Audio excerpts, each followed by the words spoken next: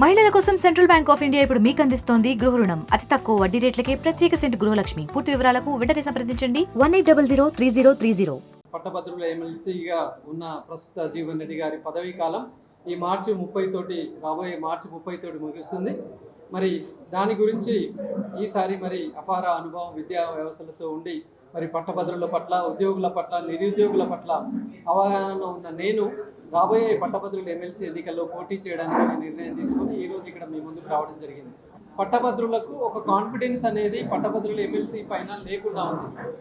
అదే మనం teachers MLC చూసుకున్నట్లయితే ప్రతి గవర్నమెంట్ టీచర్ కూడా దాని యొక్క బాధ్యతగా, తర్వాత ఒక హక్కుగా టీచర్స్ ఎమ్మెల్సీలో వాళ్ళు చేస్తున్నారు. ఆ గెలిచిన టీచర్స్ ఎమ్మెల్సీ పర్సన్ కూడా టీచర్స్ పట్ల ఆల్మోస్ట్ వాళ్ళు 4 సంవత్సరాలు వాళ్ళ చేదోడు వాదోడుగా ఉంటున్నాడు. మరి గ్రాడ్యుయేట్ ఎమ్మెల్సీ కూడా పట్టభద్రులందరూ మరి మన పక్షాన నిలిచేవాడిని ఎందుకు ఎన్నుకోకూడదు?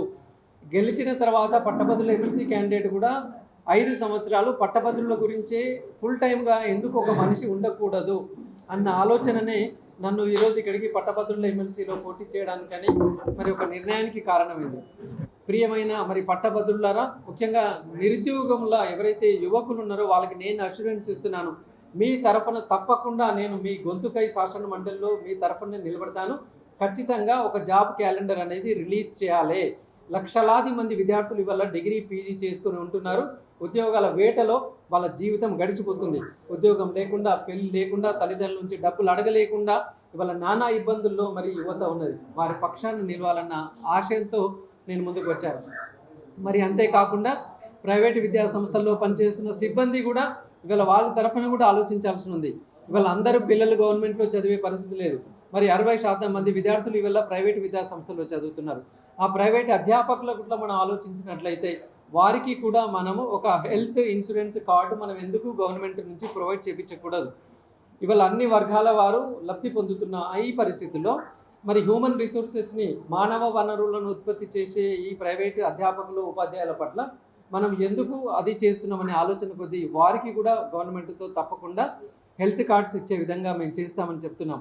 మరి అంతేకాకుండా ఇవాళ ప్రైవేట్ యాజమాన్యాల పరిస్థితి కూడా చాలా దిక్కుతోచని పరిస్థితుల్లో ఉంది.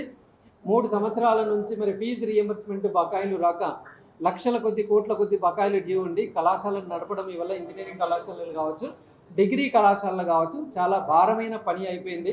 అసలు పరిస్థితి చాలా మనం చెప్పలేని పరిస్థితిగా ఇవల్ల యాజమాన్యాలది ఉంది.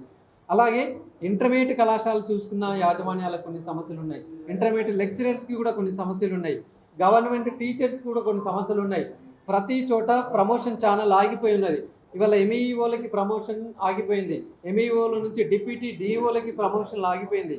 డిప్యూటీ డిఈఓల నుంచి డిఈఓలకు కూడా ఛానల్ ప్రమోషన్లు ఆగిపోయినాయి. ఈ మధ్యనే రేవంత్ రెడ్డి గారి ఆధ్వర్యంలో చొరవలు తీసుకొని ప్రమోషన్లు కొన్ని క్లియర్ అయినాయి. బట్ ఇంకా కూడా క్లియర్ కావాల్సిన చాలా ఉన్నాయి. తర్వాత వాళ్ళ డిఏలు కూడా 4 పెండింగ్ అలాగే ఉన్నాయి. తర్వాత వాళ్ళ ఏరియర్స్ కూడా ఉన్నాయి. ఇవాళ ఉద్యోగుల పక్షాన్ని చూసినా కూడా కొన్ని సమస్యలు ఉన్నాయి. కాబట్టి ఈ ప్రకారంగా ఉద్యోగులకు కానీ, నిరుద్యోగులకు కానీ బాసటగా నిలిచే ఒక ఎమ్మెల్సీ క్యాండిడేటే ఈ పట్టభద్రుల ఎమ్మెల్సీ క్యాండిడేట్. తప్పకుండా మరి నన్ను గెలిపించినట్లయితే ఈ పట్టభద్రుల పక్షాన నేను నిలుస్తూ మరి 34 సంవత్సరాల నుంచి సుదీర్ఘమైన అనుభవం విద్యా వ్యవస్థలతో మరి ఎంప్లాయీస్తో ఉన్న నేను తప్పకుండా న్యాయం చేయగలనే నమ్మకం నాకు ఉంది. ప్రస్తుతానికి అయితే అంటే రాజకీయాల పార్టీలతో నేను 2018లో కాంగ్రెస్ పార్టీలో జాయిన్ అయ్యాను. అప్పుడు రాహుల్ గాంధీ సమక్షంలో.